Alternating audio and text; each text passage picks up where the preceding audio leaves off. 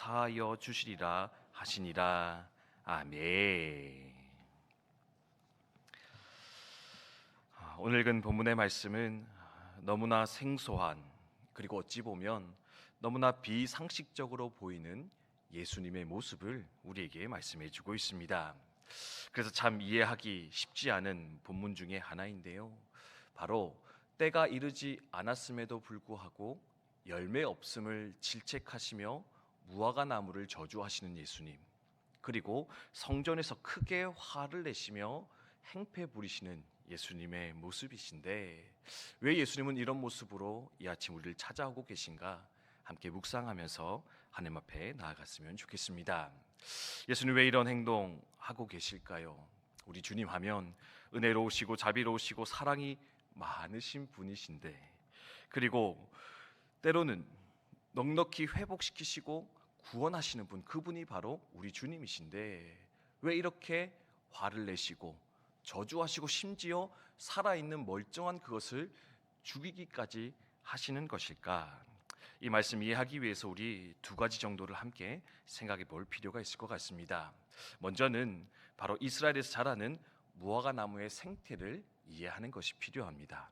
오늘 말씀 보면 배가 고파 갔는데 열매 없으니까 그냥 화내시며 저주해서 죽이시는, 마치 배고픔을 참지 못하는, 분노 조절이 안 되시는 예수님이지 않는가, 뭐 이렇게도 느껴지는데요. 이 예수님께서 하셨던 이 행동의 이유가 뭐냐? 당시 이스라엘의 무화과 나무는요 7월에서 8월 정도 돼야지 열매를 맺을 수 있었다고 합니다. 그런데 꼭 그때만 열매를 맺는 것이 아니라 조금 이른 3월이나 4월 또는 조금 늦은 9월에도 열매를 맺는 무화과 나무가 있었는데, 그래서 무화과 나무가 언제 열매를 맺을 것인가, 그것을 판단하는 가장 좋은 기준은 뭐냐면 바로 잎이 얼마나 무성하게 나아 있는가, 잎의 존재 여부에 따라서 열매 맺음의 유무를 판단하는 것, 그것이 바로 당시의 일반적인 풍습이었다라고 합니다. 그래서 오늘 본문에도 보면은요 무화과 나무 잎이 많이 있었다, 그리고 그 잎이 있는 것을 보고 예수님은 가셔서 열매가 있는 것을 기대하셨노라 성경은 말하고 있는데, 그래서 열매가 없는 것을 보시고 실망하시는 예수님의 그 모습을 우리는 조금 이해할 수 있지 않을까 생각을 할 수가 있습니다. 그런데 그럼에도 불구하고 예수님께서 뭐 열매가 좀 없는 거, 열매를 좀 맺지 못하는 거, 그것 때문에 나무를 죽일 필요가 있었을까 생각할 수 있는데요, 오늘 말씀은 사실은 이 나무를 죽이고 살리는 그게 중요한 게 아니고 그 다음에 등장하고 있는 바로 이스라엘의 성전의 모습, 더 나아가서는 이스라엘의 백성의 모습과 현실을 보여주고자 하셨던 것, 그게 바로 이 무화과 나무 사건의 본질이다, 그렇게 기억하시면 좋겠습니다. 오늘 말씀에 보면은요 무화과 나무 사건이 성전 정화 사건을 감싸고 있는 걸 볼 수가 있습니다. 앞뒤로 등장하고 있거든요. 소위 액자 구조다, 그렇게 설명을 할 수가 있습니다. 무화과 나무 저주하셨고요, 성전을 정화하셨고 무화과 나무가 죽은 것을 발견하게 됩니다.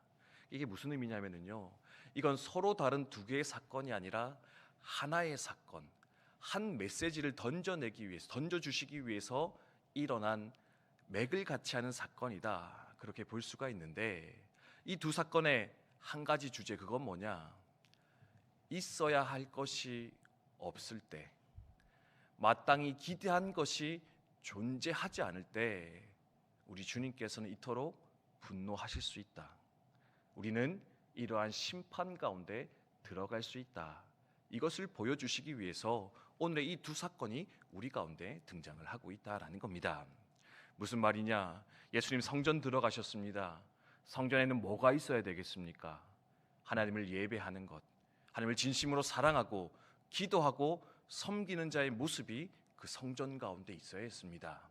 그런데 거기서는요 온갖 장사치들과 자신의 유익을 구하기 위해서 불의와 부정을 행하고 있는 수많은 사람들을 발견하게 되었는데, 그래서 예수님 어떻게 하시느냐?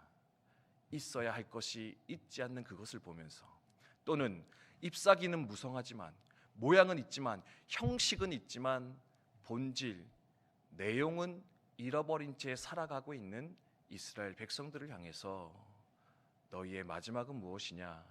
바로 이 무화과 나무처럼 말라 비틀어져 죽어버릴 수밖에 없는 것, 심판받는 것이 바로 너희의 운명일 것이다. 그것을 보여주시기 위해서 이 두 가지의 사건을 함께 우리 가운데 나타내 보여주시는 거 발견할 수가 있습니다. 그래서 오늘 말씀을 통해서 우리도 우리의 삶을 함께 점검하며 돌아보았으면 좋겠습니다.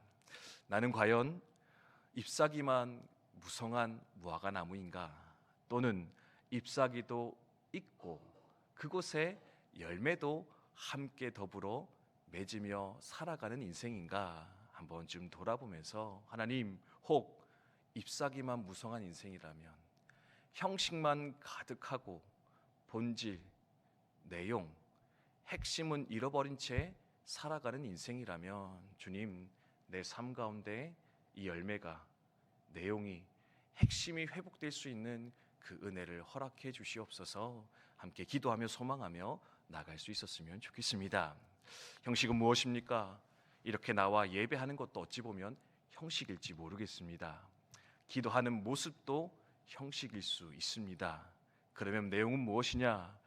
예배함으로써, 기도함으로써 하나님을 만나야 되고, 하나님을 만남을 통해서 내 삶이 변화되고 새로워져서 세상 가운데 선한 영향력, 하나님의 살아계심을 드러내며 자랑하며 살아가는 것, 그것이 어쩌면 내용이요 본질이요 핵심일 것인데, 하나님, 이러한 핵심이, 내용이, 본질이 내 삶 가운데 살아날 수 있도록, 회복될 수 있도록 주님 인도해 주시옵소서. 함께 기도하였으면 좋겠습니다. 오늘 읽었던 본문의 말씀에서 크게 세 가지를 강조하십니다. 첫 번째, 믿으라. 22절의 말씀에 보면 하나님을 믿으라 말씀하십니다. 믿지 못하고 살아가는 것이 아니라 진정으로 하나님을 믿고 의지하며 살아가시는 저 여러분 되었으면 좋겠습니다. 두 번째, 그 믿음 가지고 부르짖어 기도하는 자가 되어라. 성전은 만민이 기도하는 곳이다. 기도하는 집이어야 된다. 날마다 깨어 기도하여 하나님을 만나는 자가 되어라 말씀해 주십니다. 세 번째로, 사랑과 용서가 있어야 될 것이다. 누구에게 너에게 혐의 있는 자가 있느냐? 넉넉히 용서하고 용납하는 자의 삶을 살아라.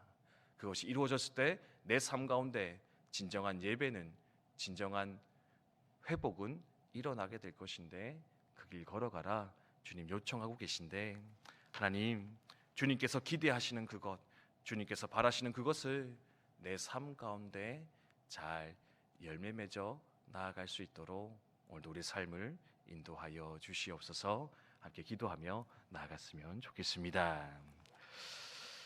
우리 말씀 함께 기도하였으면 좋겠습니다.